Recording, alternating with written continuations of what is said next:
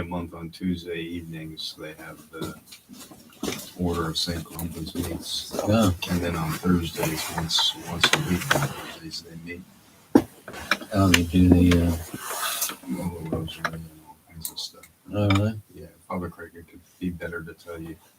So we'll see if anybody else comes on this rainy, supposedly. Patty Tonight, but Heckle called they're me not. about it. Yeah, they're but not she- coming. Okay, I know tonight, so- Carl wasn't. But Right. she wanted to know if I wanted to go out and spend some time together before the meeting. Right. So I said no. okay. Yes. I wanted to nap. So well, good. We'll start with this. We're about to start our excursion, our exploration into mysticism. And mysticism, like the study of any form of prayer, much less the study of the Christian life in general, must begin with the understanding of the goal. What is it about? What is the goal of mysticism? What is the goal of the Christian life? And so that's simple, if you want to make it simple, that Jesus kind of succinctly says that the goal of the Christian life is actually to love God with all our soul, strength, mind, heart. And contingent upon this then is also loving others as we love our own life. So for all the complexity and mystery of the meaning of this goal, there's a simplicity here in the answer. The goal of life is just to love God and to love others. And that means to walk in harmony with God and to walk in harmony with others. That's basically the definition of prayer and of mysticism and the spiritual life. That's the goal of prayer. Yes, to love God and to love others is the goal of prayer, the goal of And life. so often for us, it's petitions. Yes, isn't it? Yes. Come on through. No. Good to see you. Yes. No, but that is, the goal of prayer, of the prayer life is the Christian life. When you think of what is the goal of the Christian life and what is therefore prayer as, the kind of a major aspect, even when we sometimes say our lives are to be prayers, that the goal of prayer is harmony with God, harmony with others. Even a petition may be judged by that sense of, are you trying to love others and love God through it? I didn't think of it that way because I so often fall into the petition mode. Yes. That's what we're going to begin. So that mystical prayer, as you're going to see, is very different than the petitionary mode. Bobby, you were going to say something? So mystics just get to the same goal in a different way. That's what we're going to see. We'll explain that more deeply here in that sense, because we're starting off with, before you can understand mysticism, which is a form of prayer and a form of the spiritual life, the mystical form of life, it's what is the Christian life. And the Christian life, Jesus succinctly puts it, love God completely with everything you've got. And as I say, contingent upon that is loving others. Because as it will be said in James, especially, and others, if you say you love God but to hate your brother, you're probably missing out on loving God. So it's the two have to go together. And that's, the goal of the Christian life. Now, of course, you can start to expand on what does that mean? And we will to some degree. But in a very straightforward answer, that's the goal of Christian life. Therefore, that's the goal of the prayer life. And even brought down one level to that, that's the goal of the mystical life, is that love of God and love of others. There looks like there's more thought here.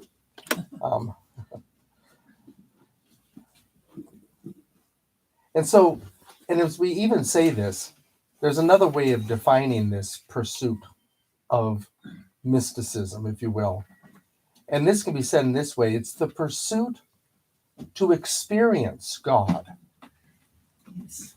And the pursuit of the experience of the fullness of reality of very being itself. We've gone over before the sense where we say God is being. Not God is not a being. God is being, and therefore it is the love of being, the true sense of what being is itself, of reality itself. That's the role of the mysticism. And what was the first word that you used? I don't know how I forgot so quickly. Pursuit of. Oh, it was the pursuit of the experience Oh, of right. God. Okay. Thank you. That is one of the things that is going to differentiate, as we'll get down the line here, mysticism from other forms of prayer. We're about to get there in a second. You know. So it's the pursuit of the experience of God, the pursuit of the experience of the fullness of reality, the fullness of being itself is the pursuit of the mystic. So mysticism is an aspect of prayer. And as you were just getting at, as we talk about these things, we generally distinguish prayer into essentially three interlocking spheres. You know, spheres that are within spheres, much as looking at a Russian doll. That there's prayer within prayer within prayer, that these spheres are interlocking. And that these spheres of prayer basically are the outer sphere, which represents really the external perceptions which lead us to prayer. Those external perceptions that lead us to praise or to petition or intercession, that also lead us at times to adoration and the like. These relate primarily, therefore, in this outer circle. The reason it's outer is in the sense it's relating mostly to events and circumstances that are perceived and acted upon in the outer world.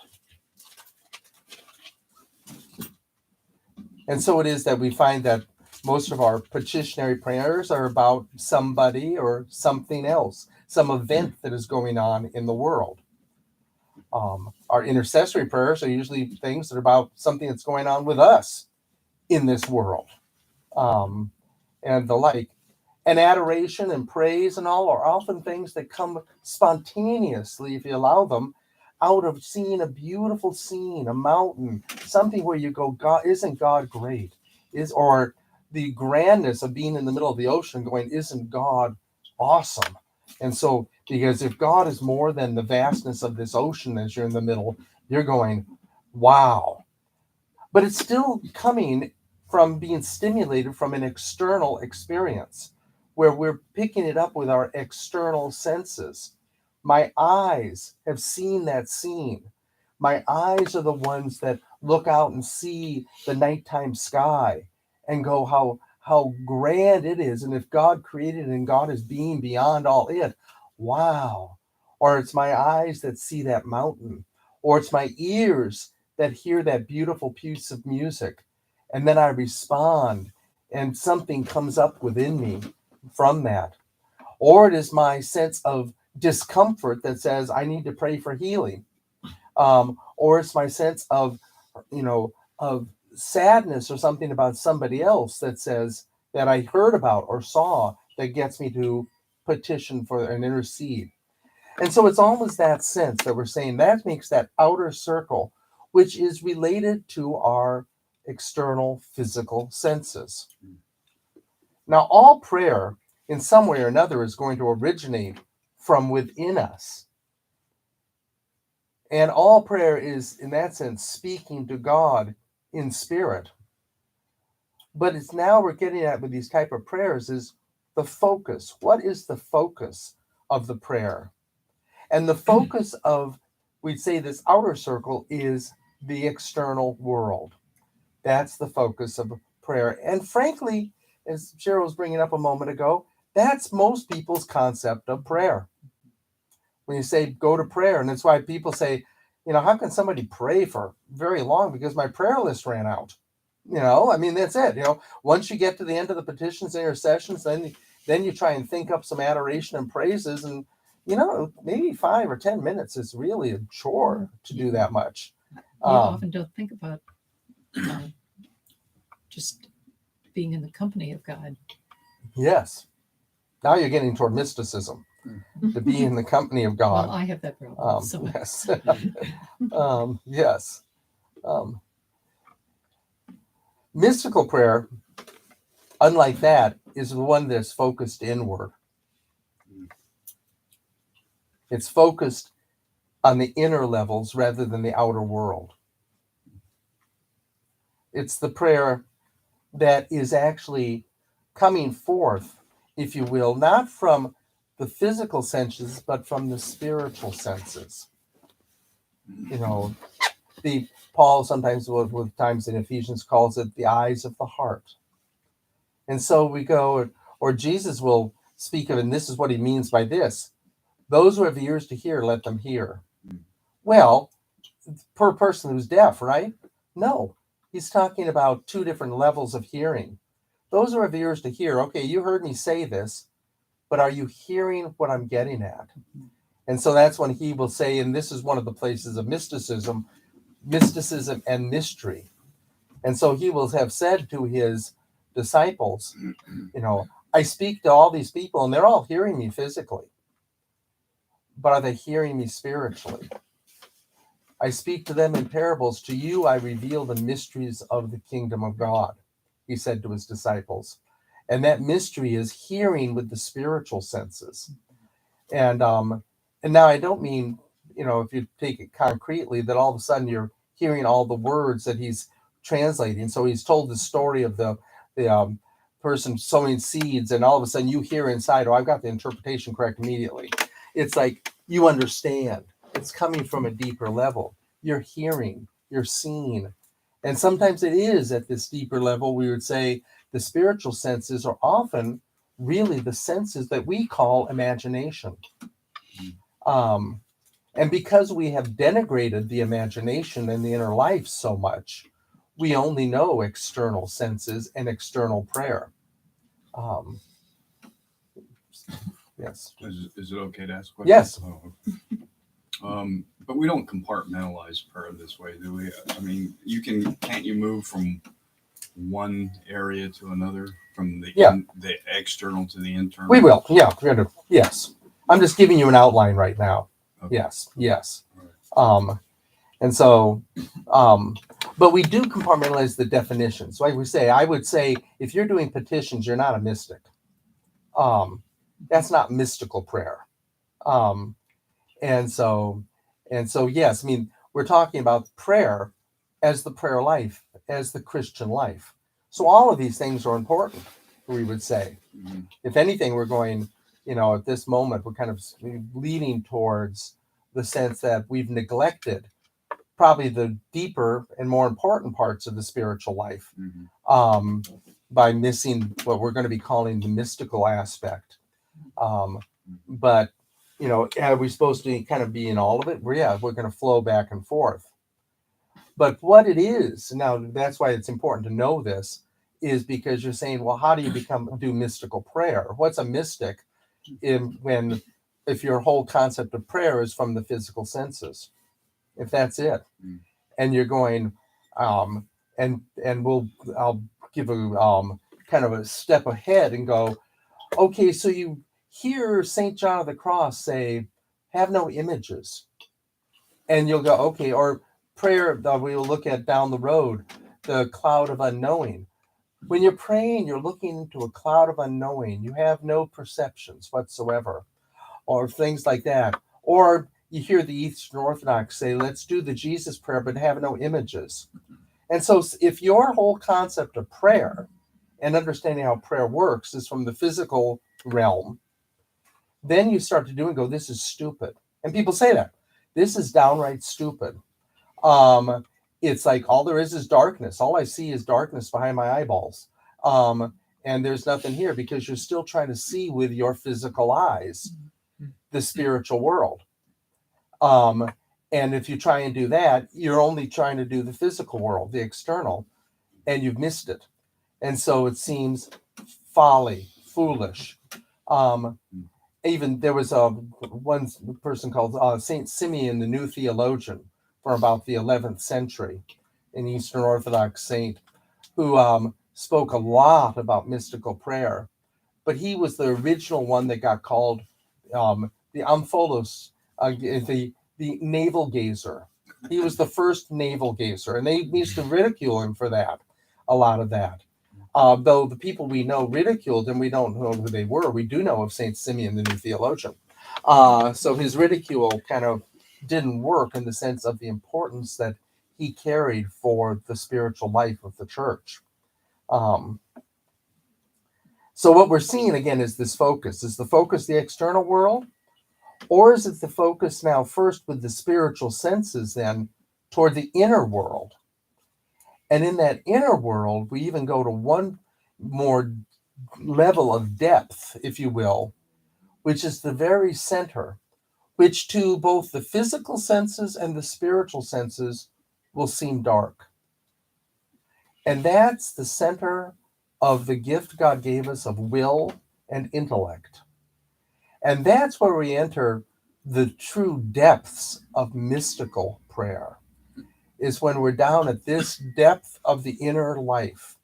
The spiritual senses is to some degree a mystical level too, because if we're saying it's that differentiation is that the mystical is actually the one where the focus is inward rather than the focus external.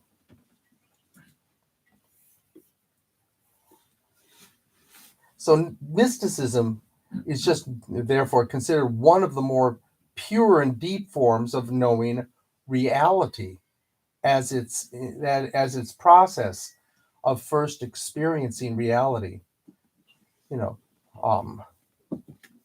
We tend to search reality in many ways and come out with things like I'll repeat myself in a moment, but saying most people will say reality is the external world. Right. It's at least part of it. It's part of it, but it's not how we get in touch with reality. That's the sense. It's yes. So would our dreams kind of fall into that category of the mystical life and the inner life? It is. It's a real. We would say on the pure mystical would be the center of will and intellect, but the spiritual senses, the dreams are you're seeing with the spiritual senses. Your eyes are shut.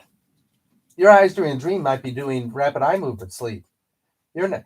If you hear something with your external ears, it may get translated inside. But if you really heard something, you wake up. You're running in a dream. Your body has gone into a tonus usually, which is this sense of it's stopped. Your muscles have been actually had a chemical secreted to keep you from walking in your sleep. That's why walking in the sleep is an issue where the chemical's not working. So you'll walk in your sleep, or you'll slug somebody in the sleep and things like this, or you'll run and if you were having a dream of running and you're in a fourth-story apartment, it'd not be a good idea as you run off the edge of your balcony and die. Your body is shut down. The external is shut down in the dream life. And you are in the first stages that we all can experience of the mystical inner life of the spiritual senses. Because in your dreams, if you will really pay attention, you do more than see. You hear, you smell, you feel. Right. All of these things. Those senses are not your physical senses. We call those the inner senses. And that's the big, and then we just say it's merely your imagination, but merely is the wrong word. So where does an open vision fall in with this? Open vision? Yeah, people like they're actually there. Yeah. Cool. We'll get there. We'll get there. We're at the first stages of the first few minutes of this exploration class. A couple weeks. Yeah, and yes, and so and yet it's so we're kind of setting the groundwork tonight. When St. John of the Cross wrote Dark Night of the Soul, was that referring mainly to the will and the intellect and that sort of mystic experience? Actually, when his ascent of Mount Carmel, And then we'll maybe look a little bit more at that. But if we're going to say it's like the dark night of the soul is really just closing yourself off to the physical senses so you can go Okay. within. One dark night, and he closes the windows. That's how it starts. My windows, the doors all shut. I've shut the doors of perception and the senses of the external world. And after say it's you all got the kind of way ahead of me here, but we'll go ahead on it. It's like that dark night. He shuts the senses of the physical world to move into the spiritual senses, which then there'll be the dark night of the spirit, where you even have to shut down those in order to get in to the true mystical level of true reality, which is seen in a different way, we're going to find. So you're talking about open visions and stuff like that. That's a important question that it takes a lot of nuancing, because when is it psychotic and you're really just projecting your own imagination into the outer world, versus entering truly into a sight of the other world, of another world, which is beyond these senses. And that's where we go in the mystical. We go, okay, and the center is that place of putting yourself in the presence of God, putting yourself in the presence of reality without the filters of limitations of your physical or spiritual senses. The physical senses, are limited. All you have to do is start to lose your hearing a little bit, and okay. Some people are colorblind. Humans do not see, but in a very small spectrum of light. And at one end is the ultraviolet, and the other end is the infrared. And we don't see those. And right beyond those is the X-rays. And that we don't see them, but they pass through our bodies and we make X-rays. And all these things. Those are all the electromagnetic spectrum, which is light. And just a narrow section of that electromagnetic spectrum we call visible light to human beings. And different animals have different levels of that. And so we go, okay, so we know how limited our perceptions are. So our external senses of the physical senses are very limited. And if I try to then say, I'm going to know spiritual things with the physical senses, they're beyond me. So if I want, and that's the sense when we looked at our class on angels, you want to see an angel, you're going to have to look more with the spiritual senses in that sense. But even then, it's beyond that, because they're so often almost the symbolic nature of symbolization. And that's why I say the imagination comes in. And so, but we're going to limit for sure with the physical senses. We're going to maybe have a little bit more broadness with the spiritual senses, but we're still limiting our vision to what I can perceive. But to place yourself in the presence of reality itself is mysticism. And that goes down to, we say in the prayer life, to not trying to figure it out from the external. It's not trying to imagine it even at that point. In this pure level we'll get to of mysticism, it is will and intellect. And intellect not in the sense of how we mean intellectual knowing stuff. Intellect in the sense of being able to say, of a conception, let's say. I know there's reality there, and I just put my love towards reality, toward God. I just sit before reality, knowing that if I try to imagine it or sense it with my physical senses, I will have moved away from it. And so that's when you hear the mystics that put themselves in this place. And those are the ones we'll be kind of following and seeing what are they talking about in their lives. But this is a broad brushstroke, which right now, if you just left it here, you go, right. So good. I think I'll go back to petitions. It's like that. Rather It than worked. Right? yes, rather than what we mean by the depth of the spiritual life, the depth of trying to see reality, and with this conception, it's important to hold it, Because if you try and see reality by looking outside at this world, you'll miss it. You're looking the wrong direction. I think most of us, when you who do a lot of petitionary type of prayer really do want more. I mean, I do, and it's frustrating. Well, it is. You're saying, I want to know God, and I'm go back, and I'm going to say, I mean, we'll these are the things we'll be walking through over the days ahead.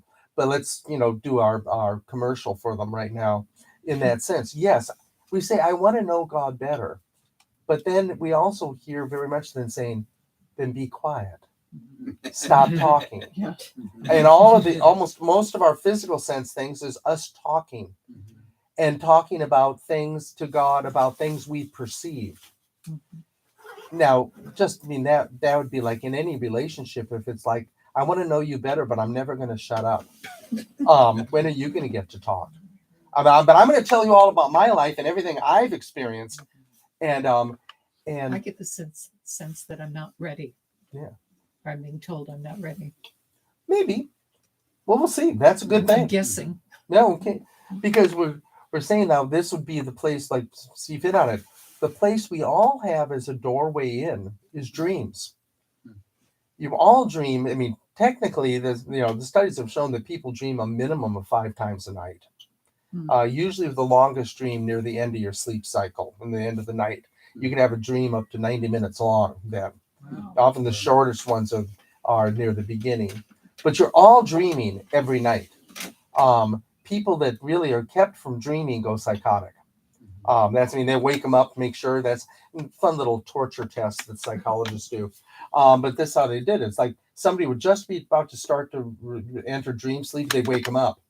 Within a couple of days, they were actually now psychotic, meaning now they're dreaming, because you have to dream, but now you're dreaming and you've projected into the external world. You're walking around in the dream. So we all dream all the time. We're not remembering the dreams. It's not that you don't dream. You're just not remembering. And you're not remembering because your focus is to the external world.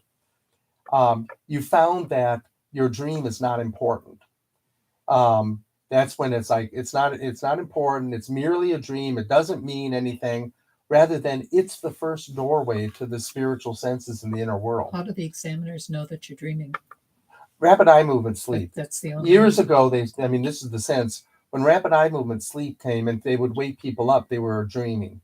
When they weren't in there and they were and they'd have all the electrodes on, they get into delta waves and stuff, into deep, deep sleep, they wake people up and they say, were you dreaming? And they not report any vision things, but they would report dreams every time they woke up for rapid eye movement sleep. So it's the rapid eye movement that is their main indicator? That was their main indicator, yes. I personally think something else is still going on deeper, but that's what our own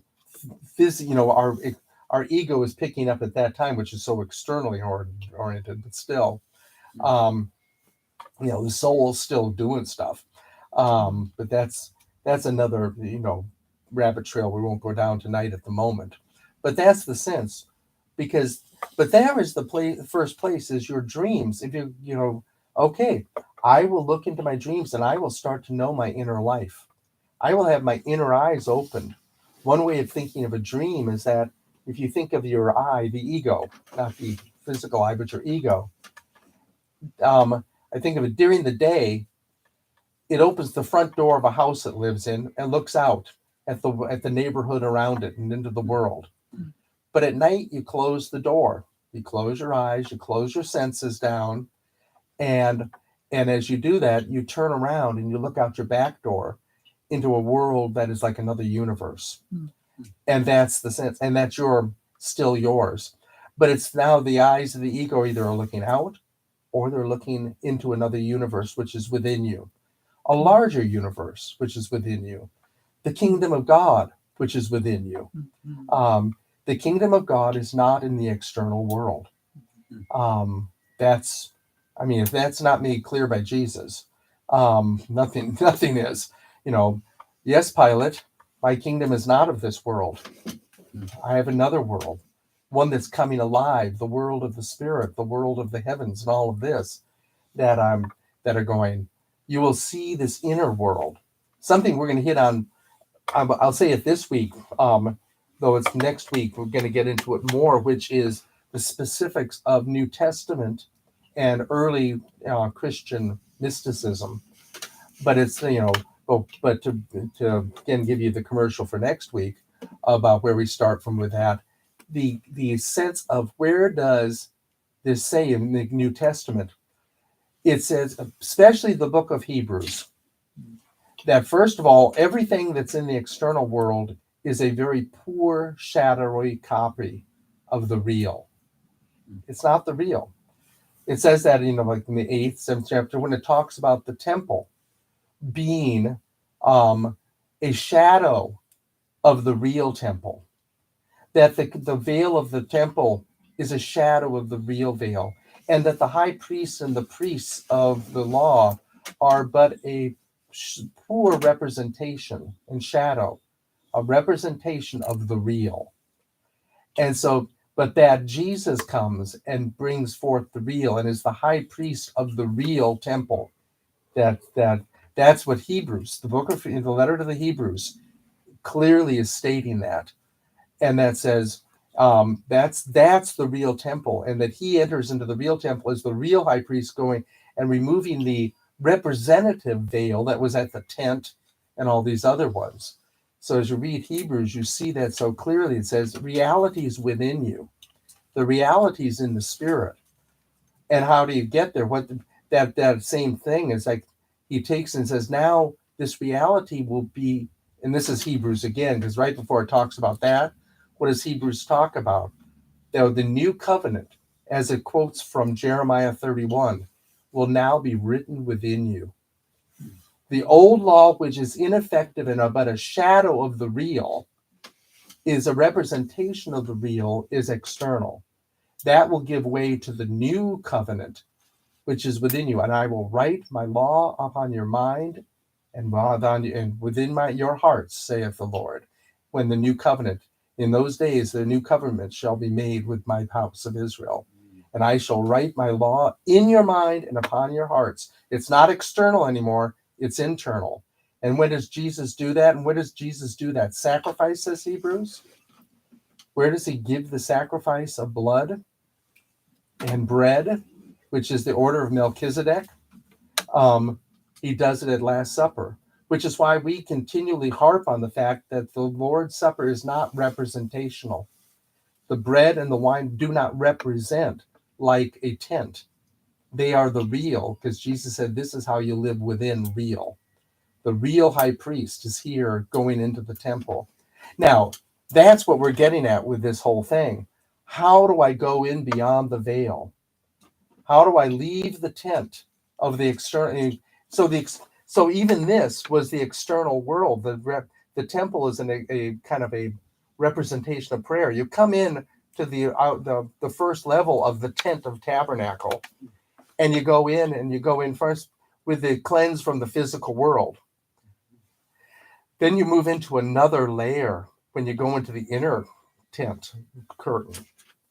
And now you're in the showbread and all these things that are in there. And there's finally the Holy of Holies within, where God is found.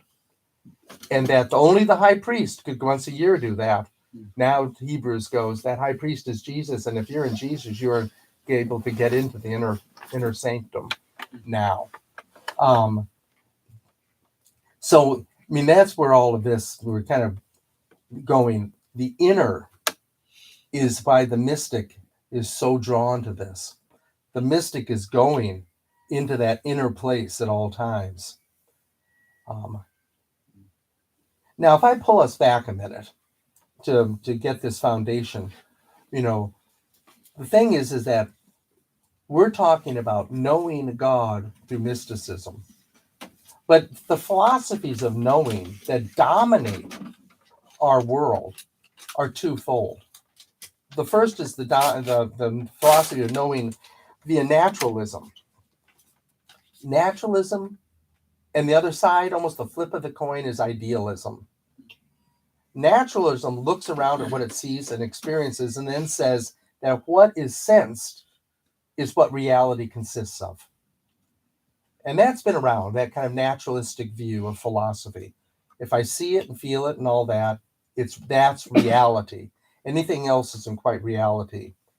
You know, we have that one end of the pole of knowing. There'll be gradations between these two, but naturalism at one end, what you see is what you get. Idealism comes essentially from the other end. And idealism conceives through thought and its own imagination what might be real. And so we get a lot of times religion stuff making stuff up and things like this, or this is what should be, or things like that. Idealism, we actually live in a lot of political philosophies today that are idealism. They're not real. They don't work. But people have so bought into them as the way it should be that they keep applying it, and it doesn't work.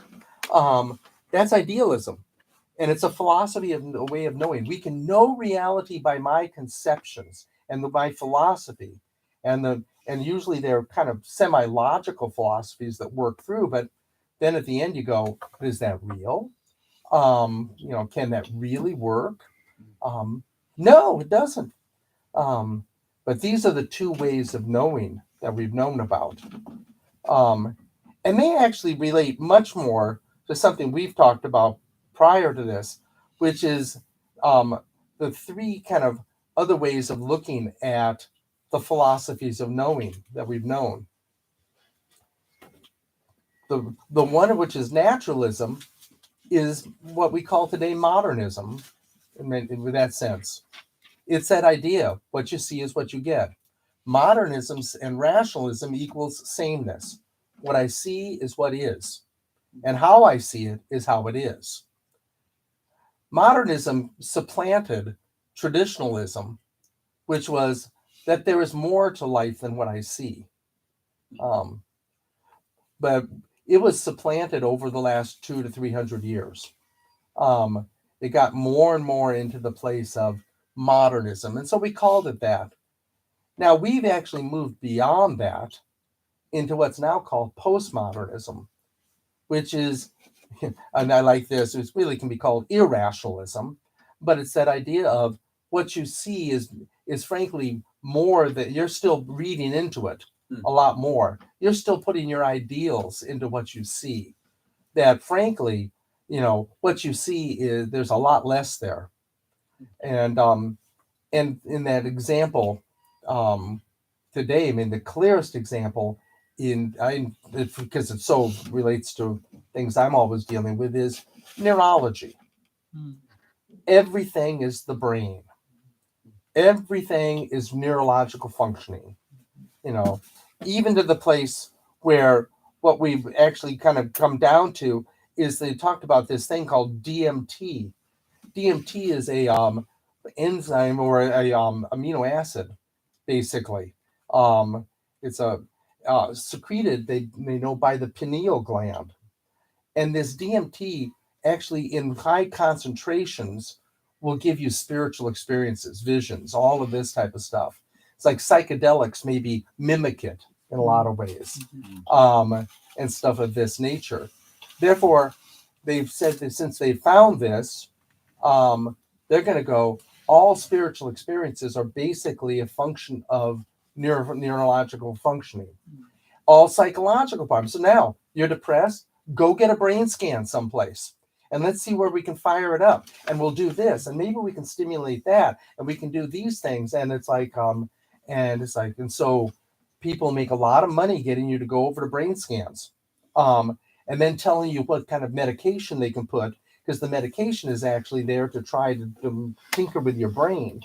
And so it's just kind of an aspect of psychology that is much more advanced, but still is faulty as when they used to do psychosurgery, which really started with frontal lobotomies. But frankly, I mean, that was when I was a neurobiology major and I was thinking of doing it. When I thought psychosurgery, this would be really cool, until the neurosurgeons told me that I didn't have the aptitude. I wasn't obsessive compulsive enough, because your 11 hours there on your stereo microscope with the most minute things you're doing with the minute areas of the brain, and that frankly psychosurgery didn't work. Neurosurgery works for different things and tumors, but psychosurgery, where if you can just find that right neuron and get that memory gone and do it was bogus. It was, by the time I finished college, they'd already said it was bogus. And now we're into a new but much more sophisticated layer of that bogusness. That if we could just find the right chemical, we'll solve all the problems. Because you're not really depressed because somebody died. You're depressed because, frankly, your neurotransmitters hit wrong on that level, and it's like because it's all neurology. That's lessness. That's postmodernism.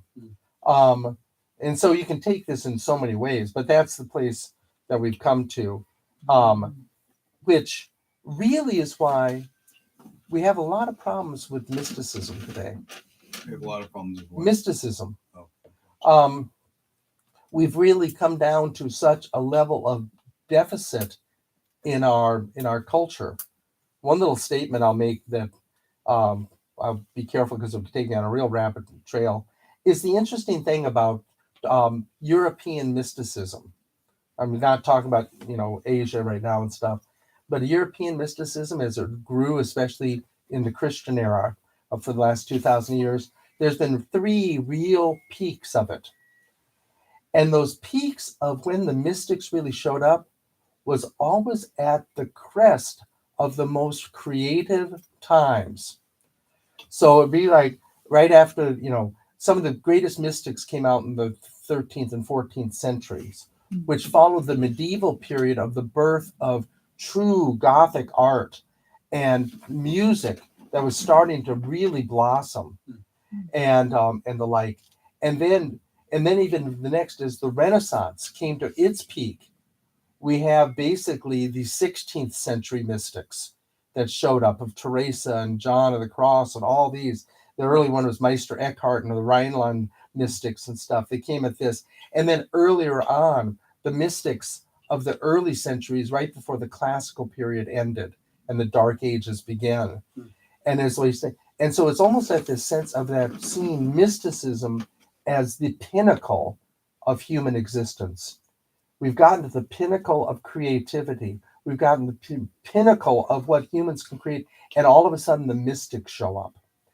But when it's like it goes downhill, and you see in the depths when we're in the most concrete, materialistic, darkest intellectual eras, the mystics tend to disappear. And so we kind of really go, there's not a lot of mystics around, which really shows how dark and kind of, we think we're so intelligent, but as we once again might say it, we are technologically extremely advanced, but intellectually and spiritually we are really in a major deficit. Humanity has now given itself to technology, which human mythology tells you. We've known this for decades. What are all of the movies? It's from Battlestar Galactica, Star Wars, Terminator, all of the ones where machines now run us. And they do. It's not quite, there really is a Skynet out there, and we're going to have the Terminator come. But there is, that we're run by technology. We're advanced technology and very, very lost spiritually. We're so postmodern that we are so little. One thing I noticed in watching TV is that so many programs now are entertainment about murder. Yeah, they are. They might be well acted and interesting, but it's about murder. It's about, yes. And there's not a lot of uplifting beauty art and things like that. I mean, you do. You can watch things like they get things on PBS and get All Creatures Great and Small and see the beautiful green hills and nice things happening. And so that's there, and it touches people's heart. But it sure is not the dominant Hollywood thing put out. No. All the NCIS, programs. Oh yes. So it is. It's a darkness that we live in that way. Well, a narrowness and a To me. narrowness. To me. That's a good way of putting it. Mm. Where postmodern narrowness could be another one Mm. from sameness. Mm. So if you really want to say it, modernism says that what you see is what you get. Postmodernism believes that there is less to what you see than you think. And so we move back to traditionalism. This good old Shakespeare had it so right. There are more things in heaven and earth, Horatio, than are dreamt of in your philosophy. Mm. And that's the that's the sense of taking us back to those different levels of prayer. There is more than the external world. And when you get to the next level, there, in the spiritual world of the imagination and stuff of that nature. Now, I say imagination because our inner spiritual world communicates with images and with symbols, and that's why dreams are so symbolic. So so we get there and we go, but Horatio, there's still more, and there is reality, and that takes us down to the ways of knowing that, which is the mystic way. So those are the philosophical ways of knowing. We're going to be looking more at these other two as we use these words, which is the apophatic and the cataphatic ways of knowing, which are just nice large Greek words for the way of basically knowing by positive things and the way of knowing by negatives. So the cataphatic is the positive. It's like knowing God by what we can know about God.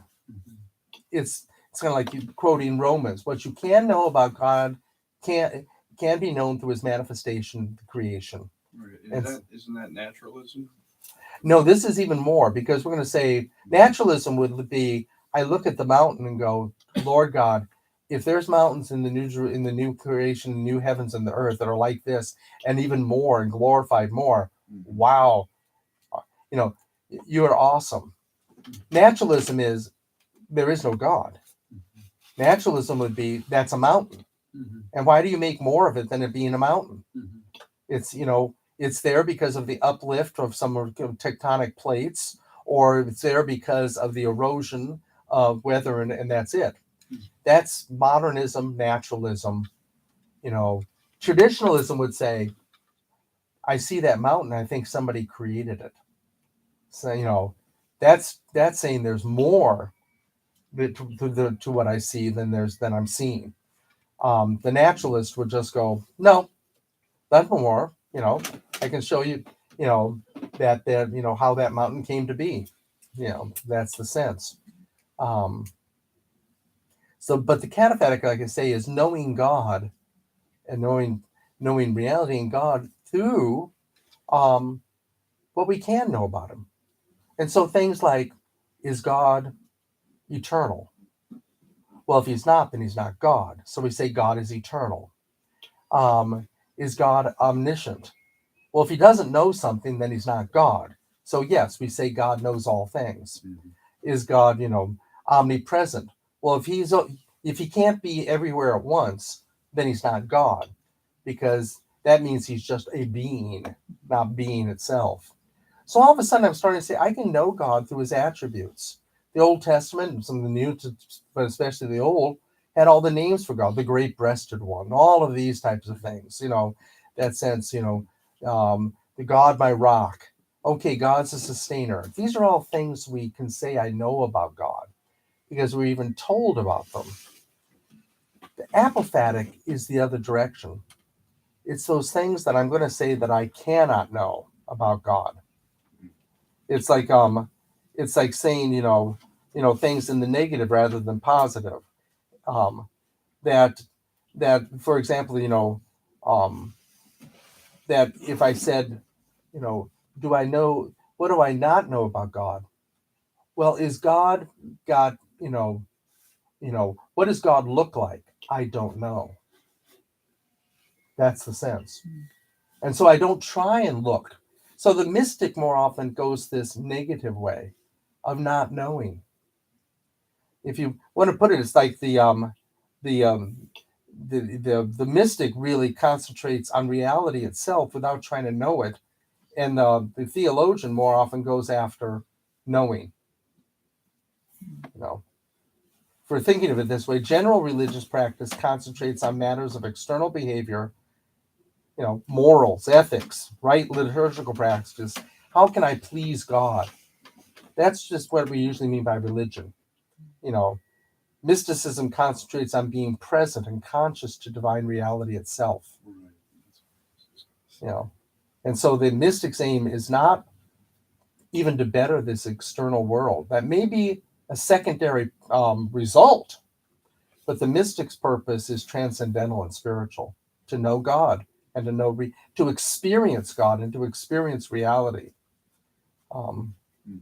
It's really theology is thinking about God. Mhm. And right now, this is like saying it's almost the confusing thing. Right now, at the moment, we're talking about mysticism, but we're talking about it in a theological way. We're talking, which is kind of a weird thing. We'll hopefully get into touching more of the touch of it as we go along. But theology is thinking about God, which makes God an object that's always out there. Mm. I'm going to, that sense, the more I know about God, mysticism is the experience of God. Do you see a godlike purpose for both? I think that frankly, we try and live both. It's not, you don't choose one or the other. We're to be both, knowing about God and experiencing God. And if you experience God, you're going to come out transformed to some degree, right? To some degree, you'll come out transformed, but whether you're going to be a great theologian or not. Right. Most mystics don't, we don't know about because they don't know how to write it down. Mm-hmm. Paul even had trouble. Mm-hmm. I know a man who went to the third heaven, whether it's in the body or not, I do not know. And basically, and he saw things that he could not relate because our language won't do it.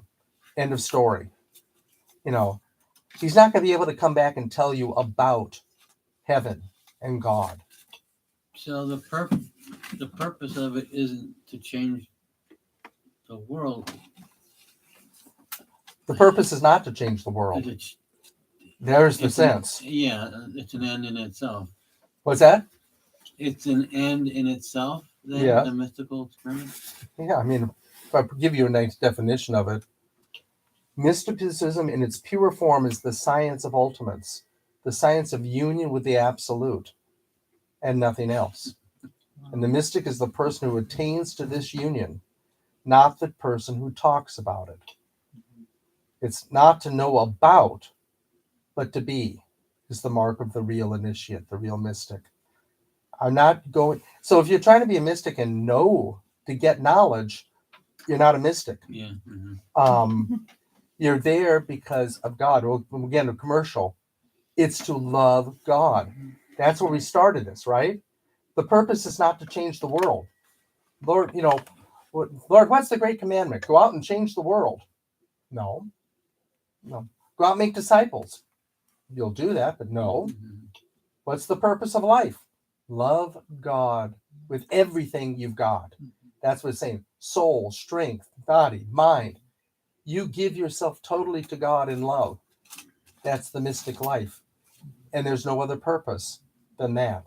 Now, other purposes aren't there. It's not purpose. Things are going to happen, because this is not about you. This is the biggest thing. This is one of the differences, of what we're getting at, because this is the toughness. And realize it's a process, folks. But the toughness is this. What's the difference between magic, the mystic, and the magician? Mm.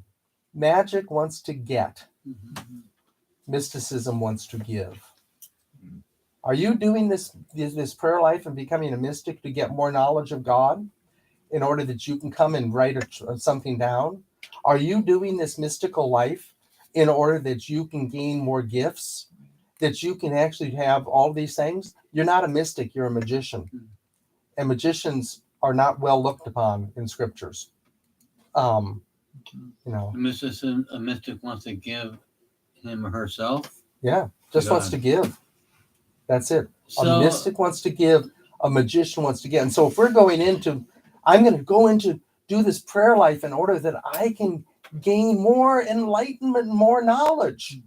And then I'm going to be this person in this world that comes and translates it and gives the God, all this stuff to the world. That's me getting my identity. And so it's like the mystic just gives up their identity in that sense to give love to God. you gotta have some And motive then to may do- also Which do we're the called other to as a do. secondary. The second, they'll be motivated to do the other. May. There is, the motive cannot be for yourself. That's not a mystic, you Yeah. see. Right, yeah. And so there's the sense why we often hear you must actually release yourself, give yourself to God. But I'm going to give myself to God in order I get. It's like, that's not love. Yeah. Love is not giving so that you can get. That's attachment at best. So I often say animals. Everybody say animals are pure love. Not pure, no. Because, now, and they're saying they are very attached.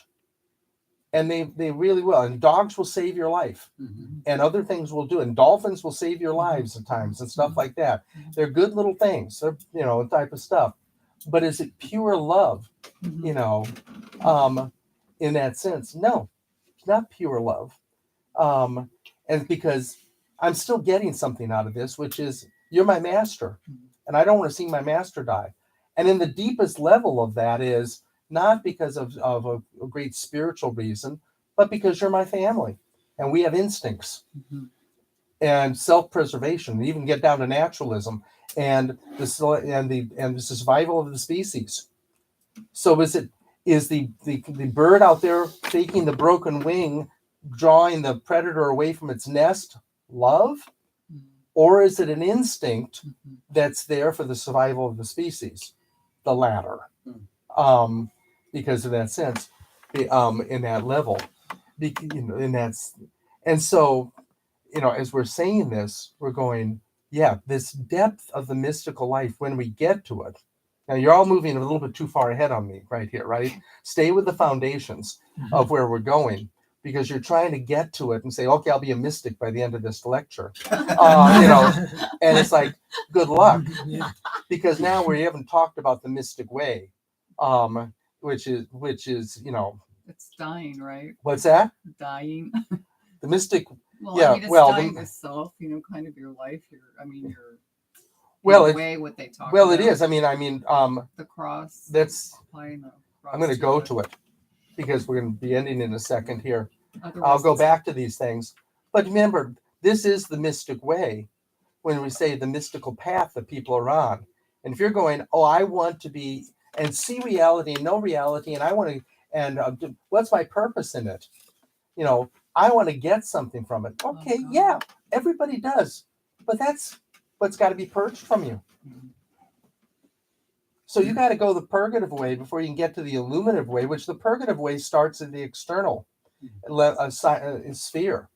That outer Russian doll of myself looking to the external world has to be, and to get something out of the external world or to give something to the external world. If those are my purposes, then those have to be purged. I have to go through a purging, which again, what you'll say, what is that? Well, that's what we're going to be talking about. In that sense, what is it? How did the mystics do it? What were they doing?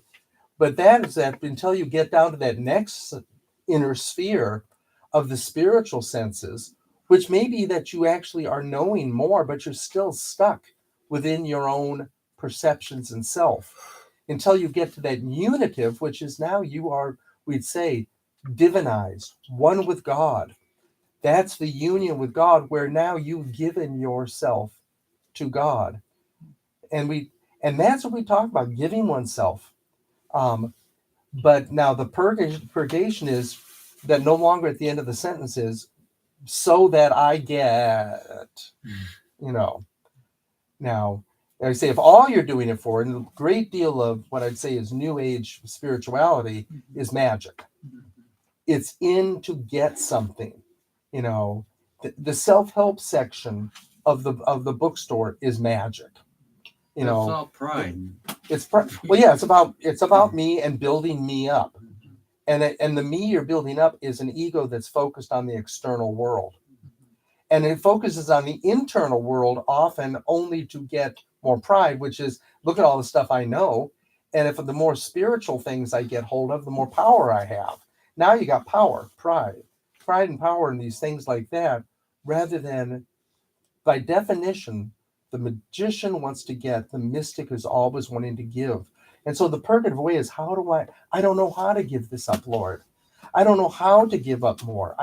Yes, I see that I have a desire. And it's like, I love to quote the old TV show Kung Fu, where Master Po is there. And it's like, working hard in the Shaolin Temple to give up all desires.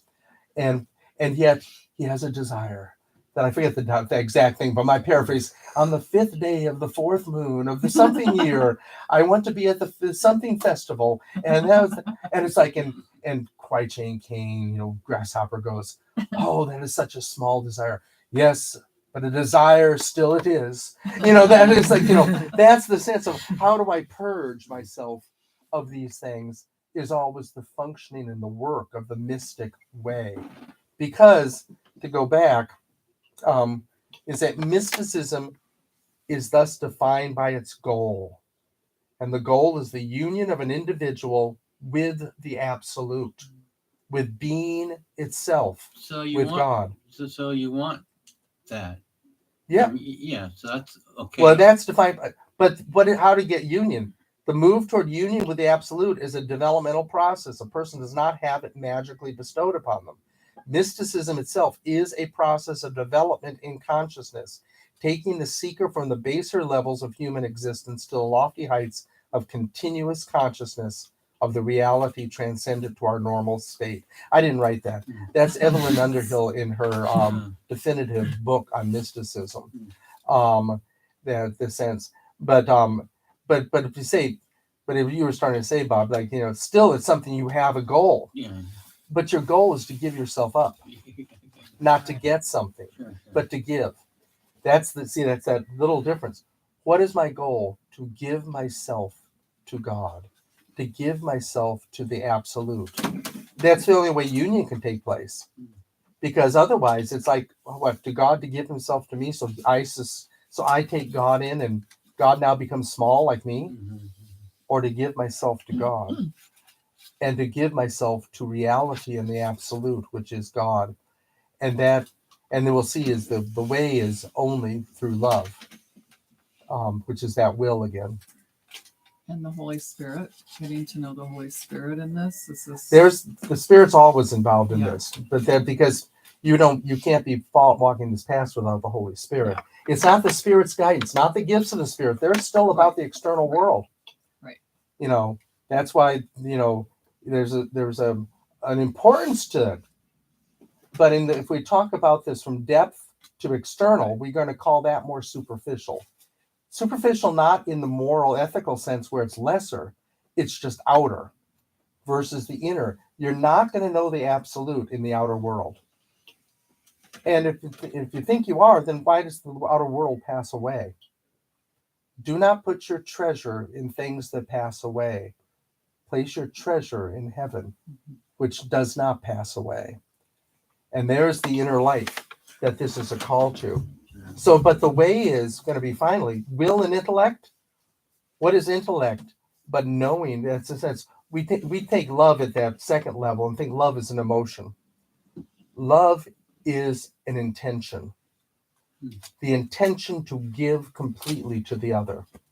We've taken Thomas Aquinas many times and said love is desiring working for the best of the other. It does not even have in there so that it benefits me in any way. If I'm still saying so it benefits me, it's not love. So I'm going to say I'm going to love God. I want to give myself completely. How do I do that? Well, once again, it's the path. Steve, you want to end something? Yeah. When you frame it that way, you have, I guess it was the 8th century or the mystics that went off to live in the desert, the Egyptian desert, and they isolated themselves. And I keep on going back to community, and it seemed like Jesus was creating community, that people in the faith were there to help each other, love each other. And I don't see how the mystics, when they isolated themselves from community, were able to show that love. But I think you just by bringing this up, you have defended that. I've offended them. You've defended it. How? I defended them, or I Yeah, you offended them. no defended them. You just proved the way, didn't you? I don't know. Yes, you did. You You know how? find out. No, you just did it. You know of them. They brought that life to you. You know of that life. Why do you know about the desert fathers? Because And I read mothers? about them. Yeah. Why? And how did you read about them? But because other people went to them too, and that they brought these things happened. See, we're always trying to do things in our control. I will create the community. I will bring the word of God. Mm. I will do these things. And rather than Mm. these guys and women, they were the desert mothers and a few desert fathers and a few desert mothers. They went and did this just seeking God, and yet their lives translated to right now, 13 centuries later, you're still bringing them up as, wait a minute, what about them? Well, I'm talking about them. But what about some of those people who tried to create certain communities? Do you know who they were? Do you get their writings? Some of them, yes. Many of them, no. That type of things. And so you just proved it, that if you actually give yourself to God with a complete abandonment and try to do that, you will affect the world. You are talking about people that went to caves, 13 centuries ago, and yet you're talking about them. And we're not talking about the person who tried to create some Christian world 200 years ago, much less. What about the people that tried to create a Christian community with the Christian Coalition and started to do dominion theology and start to take over the government for Christ? Who were these people, and what writings do they have that you really look and admire right now? And that's what I mean by proving it. It was not that those people I just mentioned that we know are obscure had wrong motives. They just had wrong focus. And their focus therefore died. We don't know. I can only speak about what I just said, which was, well, they were trying to do things and change it and make this a Sharia law of Christ in the United States, and it didn't work. I would have voted against it. Yeah, well, see, but there it is. But see, there's the sense. But they tried. But that was their move to make community and to bring Christian community to it, and it didn't work. Versus Saint Anthony of the Desert, who you know, and that for some reason something went out from what he was doing, and others went out to get their wisdom from him because they said, life where we're at isn't working. And that's one of the things he said and many others, which is, if you can actually do this in the city, blessed are you, because there's the real saint. Because most of us can't do this in the middle of the corruption we're in, because we're all focusing on the external life, when the mystic has one purpose, and that is union with God.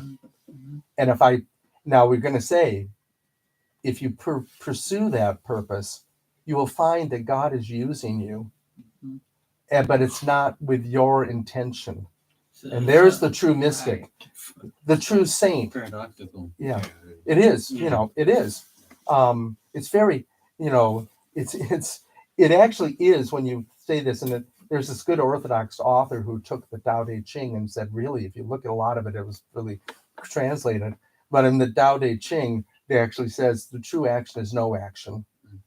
And that sense is here is this action, the true action is no action, which is, and to truly find yourself, this is Tao Te Ching, this is now Christian mystic, to truly find yourself, you must lose yourself. Isn't that Jesus? Those who will save their lives and try to build up their own lives will lose them. But those who lose their lives in pursuit of the absolute, the kingdom, will find their life. It's the paradox. It's the counterintuitive. If I really want true life, I must give my life to God. And that's it. And it's that sense. And it's not a loss of ego. It's a gift of ego. It's going to be one of the differences between the mysticisms of some of the mystery religions and some of the of the East, which is I need to lose my ego. and not be me anymore, rather than no, it's a gift of ego. Here I am, Lord. I give myself completely to you, out of love. Do with me what you will. And what's our greatest example of that? Gethsemane and the cross. Your will be done. I give my life, even if it means abandonment by you. So, yeah. Now, I just said, you've moved way too far ahead of me with your own thinking. Because right now, because you're going, this is weird. It's like, yeah, remember, we're thinking from the outer circle. We're going to talk about mystics and mysticism. It tries to move into that. But if there's one summary, it really is this. Mysticism is about experiencing God. Theology is knowing about God. And we're on the path of experience here. To experience God, not know about God. And that's the difference. And so, till next week. Would you say otherwise it leads to idolatry? I mean, the self, you become, just. Well, yeah, it is. It's pride, and the idolatry that of pride, or probably the great sin of the fall, which is self-love. Right. Self-love creates pride, creates all the vices, and so what is the antidote? Love God. Love self or love God. There's your choice. And so Otherwise, that's the mystic. Become like God, right? In a way. I mean, if You already have made yourself like God. Exactly. Yeah. So there was the fall of self-love. And so the mystic way is the way of, once again, love. Okay. death to self. Huh? Yeah. Thank you. Yes. Thank you, Thank Father Craig. Okay. It's a good refresher. Turn this off and get some recording. Oh. Experience. Oh, yeah, you're recording. Did you find my big boots? You too.